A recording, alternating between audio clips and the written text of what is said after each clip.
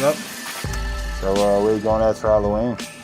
Oh, I don't know. I might go as a human, I think. Okay. They're pretty nice and fleshy colored. Yeah. Did you know the bank finally approved my loan for my IT company? Oh, really? Yeah. Congratulations. We're going to be getting a nice $75,000 loan. That's great. From that, thank you. Who you taking? Yeah, just curious. Who am I taking? Who you taking from here? You gonna take anybody?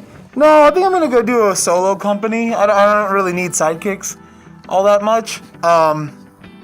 I need somebody who can actually has some gumption and can hold a conversation and maybe not rip people's arms off. So much gumption. It's not very good for business. That was one time, and he deserved it. Okay, fine. Are you looking for a job now that Harrison Ford is dead? My guy got killed. Oh, yeah, Han is dead. It's not going to be Chewie, a solo story. They'll never do Chewie, a solo story. Did you know they made a little show about me? Called Castle Rock. Oh, yeah, that's great. Pretty good. That's great. Super for you. Oh, hey, look. Hey. It hasn't started yet. Yeah. Oh, now it's starting. Now it's starting. Oh, humans. Crazy.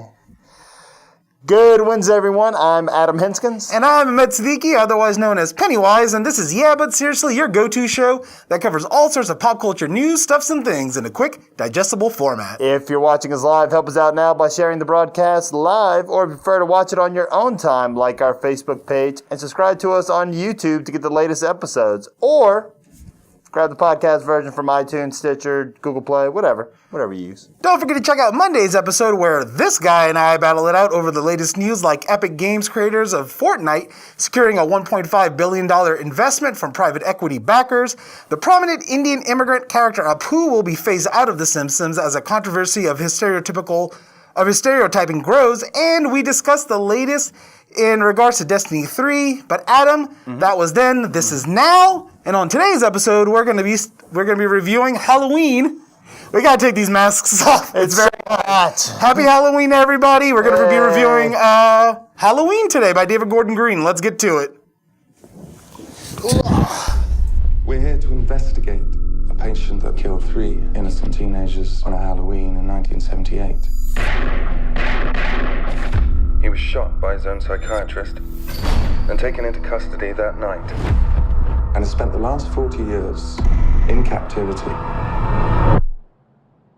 Hello, Michael. I have something you might like to see. Set 40 years after the original film and ignoring pretty much all of the sequels, we are reunited with Laurie Strode, played once again by Jamie Lee Curtis, as she prepares herself to face Michael Myers as he continues his killing spree. As Laurie attempts to end the evil once and for all, she must protect her daughter, who believes her mother is on the verge of cracking, and her goddaughter, who having witnessed Michael Myers' bloodthirst firsthand, is willing to do whatever it takes to end this evil. Halloween was produced by Blumhouse Productions and is directed by David Gordon Green and written by Danny McBride. With an estimated budget of $10 million, the film has grossed an estimated $172.3 million worldwide and has set the record for the second highest grossing film in the franchise. The movie has a 79% Rotten Tomatoes score and a cinema score of B+. Adam, Chewy, we saw Halloween, so without any spoilers, tell Pennywise what you thought about this movie. I thought it was a return to its roots, its old form.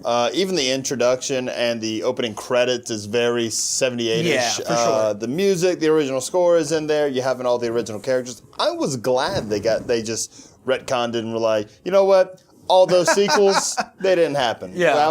We were a little drunk at the wheel. That didn't happen. For 10 years. Sorry. They did one sequel that didn't even have him in it. It was like a Blair Witch style like anthology film. Oh, really? Yeah, it's called Halloween, but the Secret of the Witch or something like that, and the wardrobes. What? That's ridiculous. Yeah. Anyway, I was really excited about it because I liked how they took Jamie Lee Curtis's character of Strode, Laurie Strode, and made her like she is a PTSD recovering recluse who has prepared herself for like the day Michael Myers comes back and has turned her home into a fortress. And she is the crazy lady in town that everyone's like, oh, that's your grandmother? That's crazy. But so I was glad that it went back to its old days. As far as the rest, I mean, it kind of also showed me that old timey like movies like that of just a stabby Stabs, yeah. I need a little bit more nowadays. Yeah, I would agree with you. I think going into the film, I'm not the biggest fan of horror films, but the things that I do like I love The Babadook and I love It Follows, but it's a different kind of horror film. Yeah. I'm not the biggest fan of like the Saw stuff or anything like that.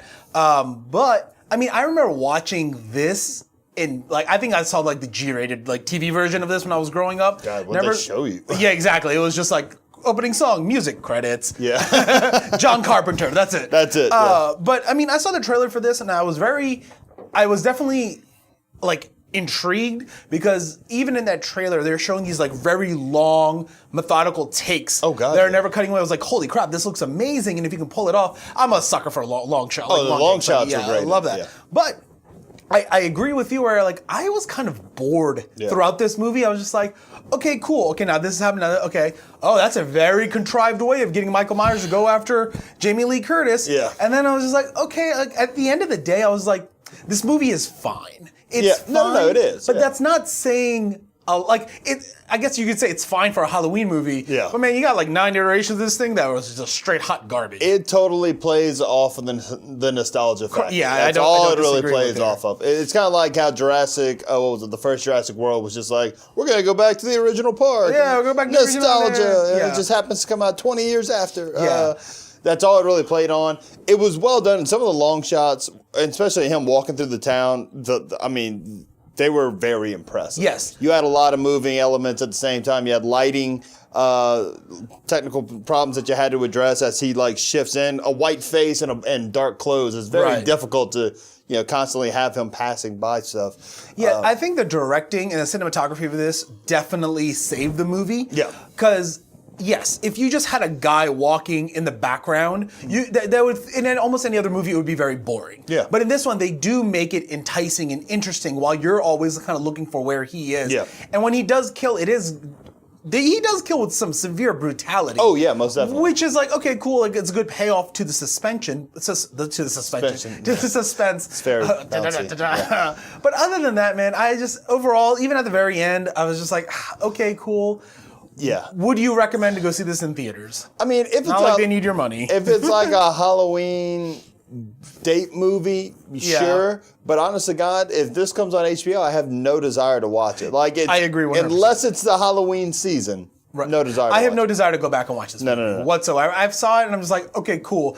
And that's the problem with the Michael Myers has no charisma, no drive, no nothing. And you're like, and I agree with what you were saying before. It's like, maybe back in the day that this simplistic nature is terrifying, but nowadays, like, I'd expect a little bit more, and they kind of delve on it with like, is the mask magic or what? But then like they never really address it. Yeah. And then it's just like, cool, he might have died at the end. So like almost every other. We don't know. He may come back and attack the granddaughter now. Right. Yeah. So I guess kind of like moving on, let's talk about what was your favorite scene or action scene in the movie? Action scene. I mean, not really a action scene. The murders are just pretty stabby. Yeah. Stabs. But when he finally gets into town and he gets his mask on, and he kills the two, I guess, documentary people. They're doing a podcast. He gets his mask and he is on Main Street at Halloween. Yeah. And there's some like really long shots of him like walking through whole houses, neighborhoods, like going through the garage, getting a hammer, going into the house, bap bap, woman's dead, goes out the door, goes into the next neighbor's house, and it's just like, whoa, that's a long shot. It's a long shot, and it's also very nerve-wracking. It is, because it was like, man, there is a crazy guy out on Halloween. This guy, blends in. He could have full rule the roost there. But it was also just the systematic, like, he's just walking through as everyone's doors are unlocked because they're handing out candy. This is the night he's gonna, it's just a horrible, horrible time. But that was probably my favorite scene. Other than that, nothing. Ouch. Okay. I would say, I think, though I feel like the setup for this scene is like super ham-fisted and not really well. The introduction to the scene is not really well done, but the execution of that scene is fantastic. Of when the dad and the son are in the pickup truck and they stop, and then there's just the people. So essentially, what happens is Michael Myers is being moved from one crazy asylum to another place, and somehow the bus overturns or whatever, and all the convicts get out. But we never explained whether or not the doctor did it or if Michael Myers did it. Really did it. And so it's like this lonesome road. It's nighttime, fog is there, and this dad and son they stop. The kid picks up a gun. The dad goes out and he kind of just disappears. Yeah.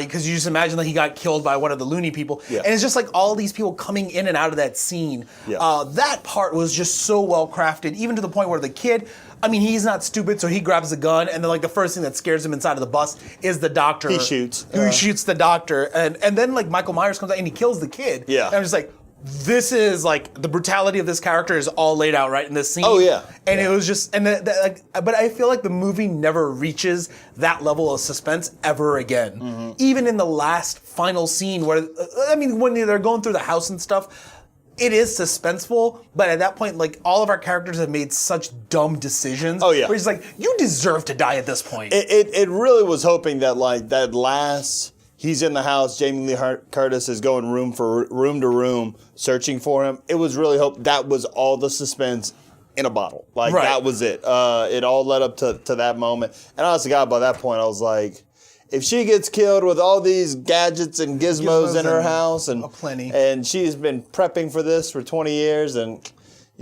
she's chasing him in the room with a rifle, which I was like, girl. You have an armament. You're like the Punisher downstairs. You got everything locked up. You got guns under every couch and coffee table. But it was at that point I was like, oh, come on, man, and just get it over with. Yeah. Even I was just like, all right. We get it. Then she comes out of the anyway. But we'll talk about that more when we talk about the biggest complaint. But I think there was a handful of really good scenes in this movie, and they're fun to watch. But honestly, it could. I think that and the babysitting scene is great, but other than that, it's just a meh. But even the babysitting scene had no point and purpose, and that was kind of the thing. Yeah. So let's talk about our favorite moment, because the babysitting scene is my favorite. Go ahead. I think the actor who played Julian, the kid that also. Oh, the little kid, black kid, yeah. He was awesome. He was awesome. I think he's one of the best things in this movie. He was. Also, I couldn't put my finger on who the actress was that was the babysitter. That actress is. Do we have her written down here somewhere? What was her name? Vicky. Virginia Gardner she's also plays Carolina in The Runaways. And I was like, who is this person? Yeah, she does. She did look very familiar. Because I was like, is this the lady who plays Hellcat? Because there's no way that lady's playing. No, it does look like her. They I both thought look it was very her. similar. Yeah, I really thought it was her. I liked their characters of how they weren't the typical teenager situation. She was into the stoner loser dude, and it wasn't she wasn't into the jock and stuff like that. But the way that all of the stuff surrounding Julian is set up, where he acts like any normal person would act like in that scene, was fantastic. And I think he was an absolute delight. Where even when they find Jason, when they find Michael Myers in the closet, he runs. I was like, I don't want to get killed. I'm just gonna, and he just books it out of there. He just ditches everybody. Oh yeah. Which is what anybody would do. Just run. Yeah, you just run. He just walks. Just run. You'll be fine. The guy has a knife and he just walks. Yeah. What was your favorite moment? To pick one good one that you really enjoyed. What was it? One good one that I really enjoyed. Actually, it's the ending scene when Karen, Jamie Lee Curtis's daughter, who has been this train wreck through the entire movie, finally gets it together. Yeah, and she's been. Jamie Lee Curtis's character has been training her daughter military style, waiting for this. So Judy Greer's character says growing up I knew how to shoot a gun at 8. I knew how to do all this outdoorsy stuff and do survival skills. And so Jason is finally breaking into this room that she's in, and she's just screaming maniacally, and not maniacally, she's screaming all panicked that she can't do it. She's not strong enough, and it was almost like Jason, Michael. She was playing. Michael Myers needed to hear that, because as he does, he finally comes around the doorframe, and her character, even Judy Greer's character, just quickly gotcha. Yeah, she had planned it, and I was like. That's great, because I was really hating her character of you've been trained for this, and you are all over the place. Right. That's kind of similar to the Catwoman scene in the beginning of Dark Knight Rises, where she's just like, oh my god, oh and she just switches her composure and just walks out. It's That's badass. That was amazing. Yeah. Just so I had to give props to that. I was like, oh look, there was some actual plot elements in there. Yeah. There were a lot of subtle elements that they never really expanded on. I guess they just kind of want to. If you nail it down, then you kind of kill a piece of the lore or mystery or so. Like, was it the mask? Does that makes Michael Myers evil? So let's jump into our biggest complaint. Okay. So keep going. Okay, there were other things of like Laurie Strode, has she been staying alive for the sole purpose of killing Michael? Has Michael been staying alive for the sole purpose of killing Laurie Strode? And it just happens to be that it's Halloween when he's getting transported. He finally comes out of his comatose state after like 40 years, overtakes the bus. And now he is never comatose. He just chose not to interact. He never did anything. He never spoke, which I was glad that I was like, please don't say anything. Like that just ruins the whole mystery. This? Yeah. I'm Michael This Myers. is why I started killing people. Oh, that's why People made fun of me. But like he kind of, I guess, comes to and becomes lucid again, or overtakes the bus, and like they're set up for this day. It's right, anniversary on it. It's they're ready, but they're playing off of each other. Of one's a victim who's now become stronger. One's a monster who's ready to finish what he started. But like there were a couple of elements that they just never really expanded on. Why he became lucid on that day? Does the mask give him power? Why he doesn't speak? His relationship with Laurie Strode? Why he needs to kill her? Right. Yeah. Like they never. All of this is thrown out there. And he's only put into that path because the doctor, who's been studying Michael Myers for the last 30, 40 years, is so fascinated by this silent human being. Don't you think after 40 years of you like studying a patient, be like, cool, 40 years later, this dude still hasn't said a word. I think I might be wasting my time and career. And I think, so on that one, I kind of understood it because he's been studying this guy for 40 years and now he's actually doing stuff. And he's like, I gotta watch what he's doing and see what's happening. Like, this is a case study. And why this Halloween? Why not Halloween 39 years later or 38 years later? Why that they 40? Don't really address. They don't really address. They throw it out there. But then they also give you all of these red herrings of like, here is the mask can control power, and like all the other loonies start freaking out. The dogs start barking, and it's just like, cool. You gonna explain any of this? What's happening? They purposely construct this narrative that they are just using as a bait and switch on you, because Michael Myers is inherently not interesting whatsoever. No. And on one hand, I like that they don't expand on it. They just put those thoughts in your head and then let it run. Then what's the point? Because you don't want to, taint the character that is Michael Myers, the silent killer. There is nothing to him. That's why he's boring. He is. But it Freddy also... at least wants to eat your dreams. And in this one, it's kind of... you don't know his motivation, which is kind of terrifying. Everybody's fair game, which is a thing. Right, but except for the baby. Oh, yeah, except for the baby. Apparently he has a code on babies. No killing babies. But if you're over like 5 years old, he'll kill you. Because he killed that kid in the car. But he has an age limit. It's really weird. But... I'm not a complete monster. But no, it was... if you have... This is a one-note character. He just kills. No reason. No motivation. No facial movements. So had the doctor never brought him to the town, he would have never gone to try to finish the job and kill Laurie Strode. Well, here's another thing. Why is that hospital in the town where all these murders happen? Shouldn't you transfer that dude ways away? Put him in. I mean, 40 years ago, shouldn't you have just given him the death penalty? Yeah, you probably should have. 40 years ago. Nowadays, it's a little bit of a different story. Even the psychiatrist whose tapes they're listening to, who was before the current doctor, Dr. Sarton or whatever, is like, you need to kill this guy and immediately burn his body. This man is pure evil. No, we're going to keep him around. Yeah, we're going to keep him around, study him, because he is pure evil. They were hoping to study him on that. But that's the thing that kind of, I guess they tried to it feels like they knew this. Look, this character just doesn't work in today's day and time. He has no motivation, no nothing. It's not bringing really an element of terror.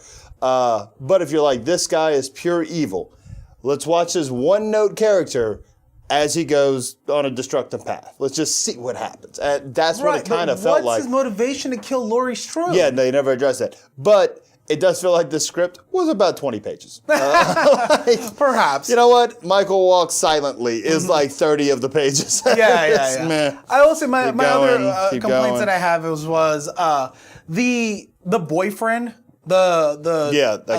Allison's boyfriend.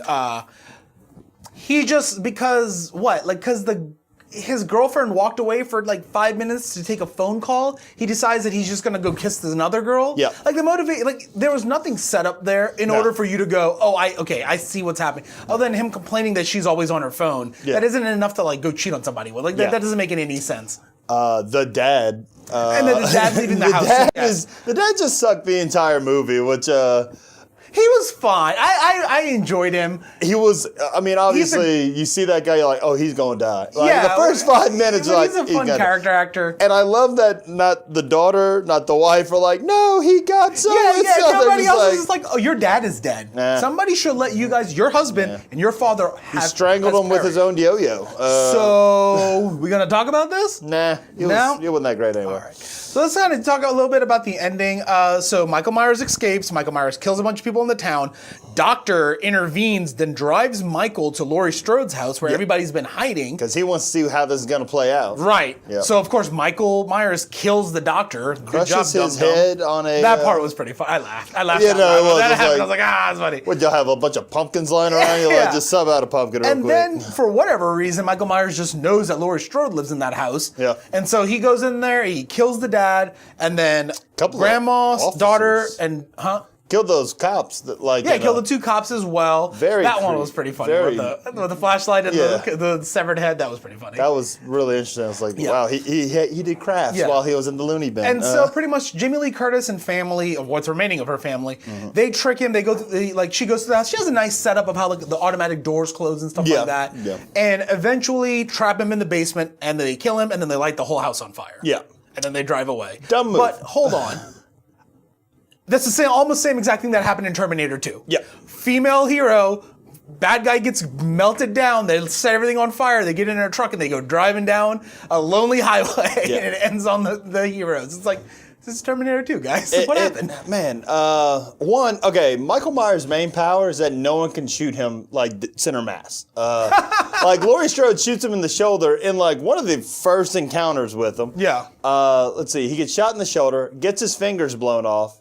Apparently you're not supposed to put your hand over a shotgun. Takes one to the jaw, neck area from the daughter. And then he is just standing on the stairs 3 feet away. And everyone's like, no, we're going to burn the house down. We're not going to shoot him. Well, I mean, the caveat was to get him down into the basement. No, it was. And that was the whole plan. And I like that there was a plan there, but I was like, is it gonna, are we gonna just explode the basement? We're gonna, if you're in fear, just burn everything to the ground. Burn everything to the ground. Like, kill it with fire. Kill it with fire. But I was like, put a bullet in his head and then burn the house down. Yeah, I mean, there's just so many things like that. And that's the thing is that when you're reintroduced to him 40 years later, you kind of have a clean slate and you can now maybe establish some rules. But that's the problem with this film is that final act devolves into the generic horror movie tropes of like, it just bullet sponge, nothing can stop him. And it was like, but we kind of stopped him when we hit him with the car. Yeah. And he was kind of dead. Which I was very glad. I was like, the guy is walking around the neighborhood. He is in black clothes, white mask. Yeah. Look for that dude, all you cops. And finally, our boy, rest in peace, Officer Hawkins, he just runs him over with his car. He's like, and now I'm going to get out and I'm going to put one in his head. I was like, that guy's thinking. That guy is a real cop. This whole thing would be over. Where are the rest of the cops in this town? I know, right? Where is the SWAT department? Who is in this town? I'm sorry, if there was a bus that had a 5-time serial killer Michael Myers on it, and it takes them like a day to realize, like, oh man, the bus never showed up. Where are all these people? Oh, that's so horrible. We should probably alert people. It's like, we're not going to cancel Halloween. That's ridiculous. Like, maybe you should. Yeah, maybe. I don't know. So it was just, the whole thing just runs still on like the 1978 stupidity and bad horror movie tropes. Right. And that's kind of what bothered me. But then it kind of tries to flip the script because Laurie has been preparing for all those 20 years. Yes, and I think that's the cool part about it. But then it's so weighed down by all of the bad stuff. Like, they closed down the beach in Jaws because the mayor wants to make money, right? Yeah. And I mean, it worked. It makes sense. But if you were to put Jaws in today's time, they're going to be like, we're going to close the beach down to make money. I was like, no, dude, we're closing the beach down. Like, what are you talking about? Get out of here. I don't care about this damn shark. Watch the Meg. It's terrible. I mean, It was And, so and then horrible. at the very, very end, credits. And so, I mean, that was pretty much how the movie ends. It was just like, and when it ended, I was just like, okay. Yeah, I was like, Cool. that's it. That's it. I That was mean, it? but I was curious if there was a end credit scene, but I didn't want to stay to watch. So I was like, can we? I can see your level of commitment. Let's to wrap this. it up there. Yeah. But it kind of leave it open for a sequel. So, in the end credit scene, I don't know if it's at the very beginning or it's at the very, very end when it's all like all. I think it's all the way at the end. I see it a good way. So. Yeah, they said that you can hear Michael Myers breathing. So that kind of dictates that he's alive still. But there's one of two things here. This does like, if this was the final Halloween, fine. This is fine. Just leave it alone. Yeah. But if they go and try to make a trilogy out of this, like, where would Are they you? planning on it? Is that Originally, the idea was that it was only going to be a single film. Now that it made 170 million, it off only of cost 10 10 million? million to Yeah, make. yeah. They're probably like, I wonder if we can do this again. Hey, what are y'all doing next Halloween? But I guess, I mean, if there were to be another sequel, where would this go for you? I would. I think it would be Laurie Strode, Jamie Lee Curtis gotta die. She dead. Just old age. Thinking she has killed Michael Myers. And maybe now granddaughter is a little traumatized by the fact that she encountered pure evil. Maybe she's not as friendly, outgoing. Yeah. You know, just perky and punctual and poppy like she was in this one. Which, it was kind of weird because, like, your grandmother survived a serial killer. She raised her mother in, like, boot camp. And while granddaughter, like, still reaches out to Jamie Lee Curtis, she's still like, everything is wonderful, sunshine and rainbows, and I'm going to college, and Yeah. it's should not be going to college. It was like, wow, your grandmother is the walking embodiment of fear. You know, be cautious, don't be stupid. So I'd be curious if they take the granddaughter and make her like she hardens up a little bit.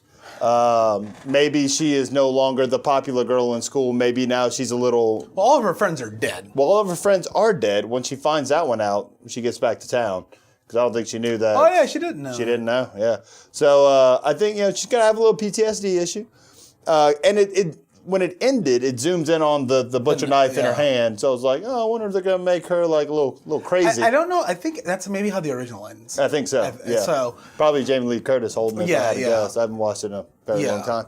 Also, apparently there was supposed to be a different ending to this movie. Then you can see snippets in the trailer where it's like Michael Myers versus Jamie Lee Curtis in a knife fight. Oh, wow. Yeah, so there's that. Honestly, I could just see Jamie Lee Curtis like Benicio del Toro in The Hunted, just like. yeah. I mean, overall, the thing is, like, I would never want to watch another one like this ever again. No.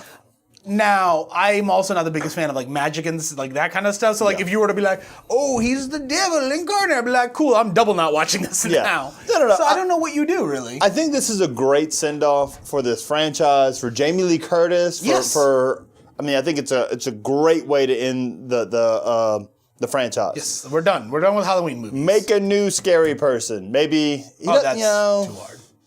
They did The Nun, the Conjuring. I don't know. I feel like we're cranking them out pretty easily, especially Blumhouse. Like, you had Freddy Krueger, and honestly, I just watched I saw something on the trailer for the new Freddy Krueger that came out a few years ago. Jackie Earl Haley. Yeah, and Rumi Mara or whatever. That and what's her name? That one bombed. It did, but man, it was like disturbing. Horribly, I think we're in that gore porn kind of phase of like Hostel and Saw and stuff. It threw in a lot of elements of that, but I like the fact that they upped the ante on Freddy Krueger because he was becoming comically horrible. Oh, yes, he is. And so you needed to bring it back to form of like, man, that's terrifying. You can't fall asleep. But man, he kills the hell out of people. I'm trying to remember, what's her name? Coach Tammy. Friday Night Lights? Yeah, Friday Night Lights. Coach's wife, Tammy Taylor. Yeah. Man, she gets horribly butchered in that one. But like, maybe they have to go back to a form like that. Maybe. Or maybe they could just not make any more of these. Or that too. And we can keep on making more of these episodes, and that's a great place for us to wrap it up. Yeah. If you're loving Yeah But Seriously, check us out on Facebook. Give us a like there. You'll get all the latest episodes. Or YouTube. IGTV, wherever you want to come watch any of our stuff. If you're a person on the go, find us on iTunes for the podcast version, whatever your favorite format is. Search Yeah, But Seriously to find us. Join us on Friday. We're going to tackle a couple of low-key episodes on a very casual show called Off the Cuff at 2 o'clock.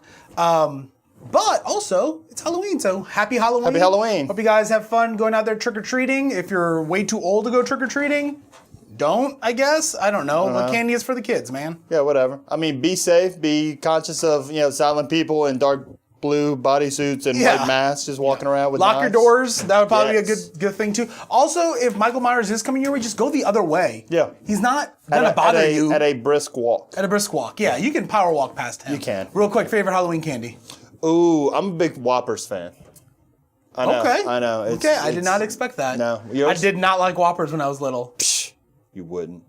Aw, Get Pennywise. Oh no, Get outta here. Pennywise. What's yours? Shoot. I actually like candy corn. No, I do too. I like candy corn. After like 25 or 30 of them, they're gross. 3. Great. Good. Never again. Nah, no more. But yeah, candy corn is delicious. Yeah, no, it is. I don't think they've made any in the last 50 years, but I think we're just recycling all the We're old ones. recycling old candy corn? Yeah. Awesome. Well, we guys hope to see you right back here soon as we discuss the latest in pop culture news, stuffs, and things on Yeah, But Seriously. Have a good Wednesday. Take it easy. Adios.